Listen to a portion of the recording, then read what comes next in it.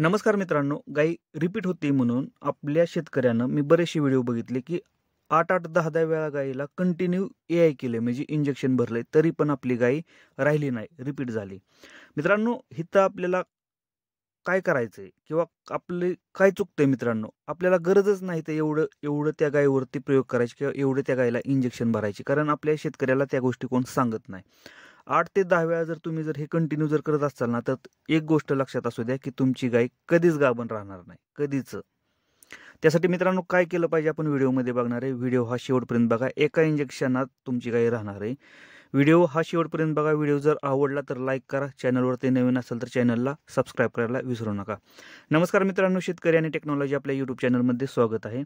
मित्रांनो, काय होतंय की बऱ्याचशा टायमिंगला आता इंस्टाग्रामवरती व्हिडिओ येतात की 8 वेळा 10 वेळा गाई रिपीट झाली म्हणजे कंटिन्यू आहे म्हणजे इंजेक्शन भरून सुद्धा गाई रिपीट झाली. आणि काय होते की गाई हिटवर येते, चांगली हिटवर येते. शेतकऱ्यांचं काय म्हणणं आहे की गाई चांगली हिटवर येते, काचसारखा सूट आहे, पण गाई राहतच नाही. काय प्रॉब्लेम आहे? पावडर चालू आहे, इंजेक्शन दिली तरी गाई राहत नाही. नक्की काय प्रॉब्लेम होतोय?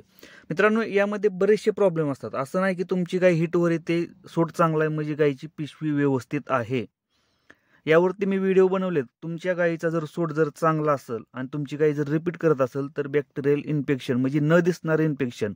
आता एखाद्या सूटमध्ये जर पिवळा कलर, लाल कलर असेल तर आपल्याला ते दिसतं की बाबा गायीच्या पिशवीमध्ये बॅक्टेरिया आहे म्हणजे इन्फेक्शन आहे, घाण टाकते. पण काय होतं की गायीचा सूट जर काचसारखा आहे पण गाय हिटवर येते, बरोबर, गाय हिटवर येते, काचसारखा सूट टाकते पण रिपीट होते. मित्रांनो, इथं लक्षात ठेवा, न दिसणारं इन्फेक्शन आहे. यावरती आपल्याला पिशवी साफ करावी लागते. आता तुम्ही जर पिशवी साफ करून घेतली तरी पण गाय जर रिपीट होत असेल ना, तर दुसरी गोष्ट आहे की गाय तणावात आहे. लक्षात असू द्या, गाय जर तणावात असेल, ट्रेसमध्ये असेल, आपण एक गोष्ट लक्षात ठेवा, डॉक्टर म्हणतात की ताण घेऊ नका, तणाव घेऊ नका कधीच.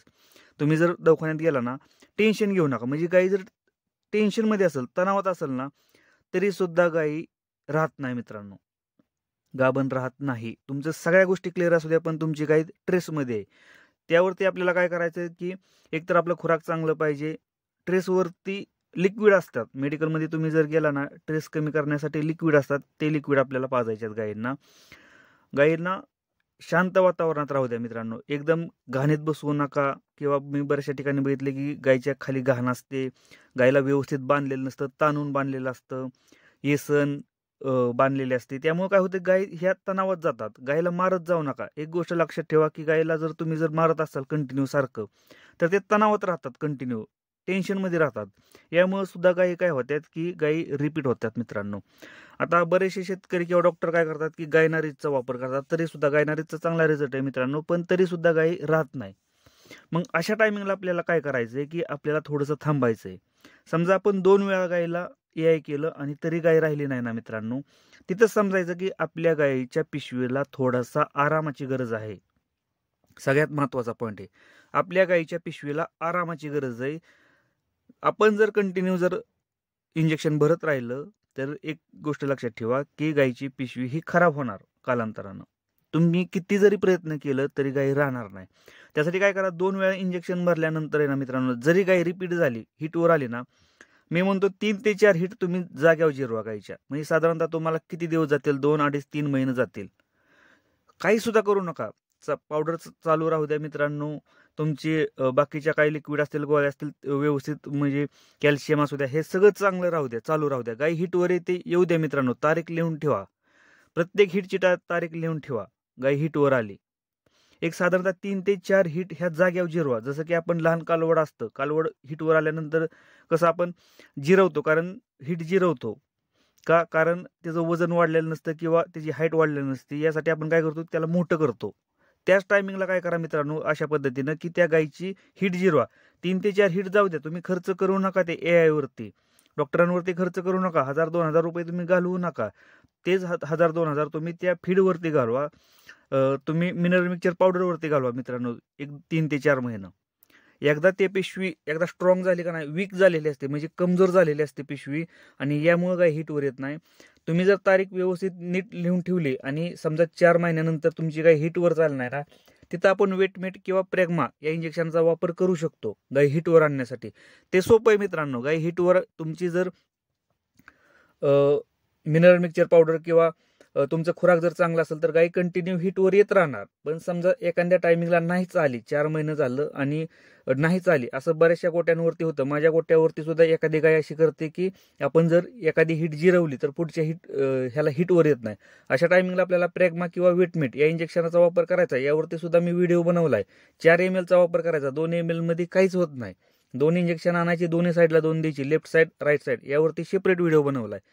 72 तासात तुमची गाय हिटवर येणार. मग त्या टायमिंगला आपल्याला गायला EI करायचंय मित्रांनो. कारण कसं असतं की कंटिन्यू जर तुम्ही गायीचं जर 2 ते 3 4 वेद जर घेतलं तर काय होतं की ती पिशवी कमजोर होते मित्रांनो.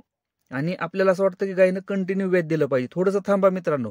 4-5 महिने जर वेट दिला ना मित्रांनो तर ती गाय स्ट्रॉंग होती. आतून जी कमजोर झालेली असते ना गाय, तिला वेळ द्या.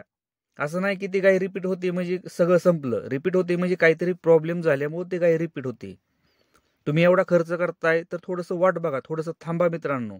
गायला लगे विकू नका. कारण लाख मोलाच्या गायी आणून आपण 10-12 हजाराचं विकणं हे धंदा परवडत नाही आपल्याला. त्यासाठी आपल्याला थांबलं पाहिजे, थोडीशी वाट बघितली पाहिजे. थोडीशी त्या गायला रेस्ट दिली पाहिजे. कमीत कमी 4-5 महिने रेस्ट दिली पाहिजे. तर मित्रांनो आपल्याला ती गाय परत रिकव्हरी होऊन कंटिन्यू 4-5 येणार आहे आपल्याला कंटिन्यू. त्यासाठी मित्रांनो थोडंसं थांबलं पाहिजे. कंटिन्यू सारखं रिपीट होते म्हणून औषध सोडत बसू नका, रिपीट होते म्हणून इंजेक्शन देत बसू नका मित्रांनो, किंवा EI करत बसू नका. थोडंसं थांबा मित्रांनो. 1-2 मास जिरवा त्या गायीचं. जर हिटवर नाही आली तर प्रॅग्मा किंवा वेटमेटचा वापर करा. आणि तुमचं जर मिनरल मिक्सचर त्याचबरोबर कॅल्शियम असेल, फॉस्फरस असेल, खुराक चांगला असेल तर ह्या इंजेक्शनांची गरज पडत नाही गोट्यामध्ये. मित्रांनो थोडं थांबलं पाहिजे आपल्याला, थोडीशी वाट बघता आली पाहिजे. पेशन्स हे खूप महत्त्वाचे आहेत धंद्यामध्ये. तरच आपला व्यवसाय व्यवस्थित चालणार आहे. उगाच त्या गायीला कंटिन्यू सारखं हात घालत बसू नका. मित्रांनो व्हिडिओ जर आवडला तर लाईक करा. चॅनलवरती नवीन असेल तर चॅनलला सबस्क्राईब करायला विसरू नका. धन्यवाद.